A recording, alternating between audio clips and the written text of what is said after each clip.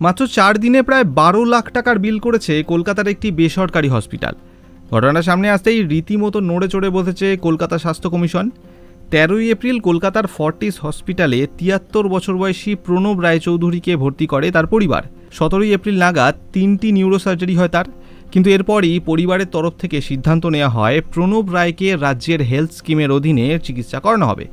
কিন্তু 18ই এপ্রিল সকালে হসপিটালের তরফ থেকে পরিবারকে জানানো হয় প্রণব রায়ের ব্রেন ডেথ হয়েছে। অভিযোগ উঠছে এরপর হসপিটালের তরফ থেকে প্রায় 12 লাখ টাকার বিল ধরানো হয়েছে মৃতের পরিবারকে।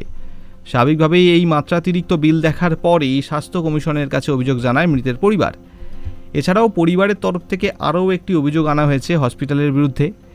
ব্রেন ডেথ হওয়ার পর নাকি মৃতের পরিবারকে অর্গান ডোনেশনের জন্য চাপ দিয়েছেন ওই হসপিটালের 2 চিকিৎসক। শোনা যাচ্ছে ব্যাপারটা খতিয়ে দেখার জন্য তদন্ত কমিটি গঠন করা হয়েছে, কারণ মাত্র 4 দিনে 12 লাখ টাকা কোনো মতেই স্বাভাবিক নয়।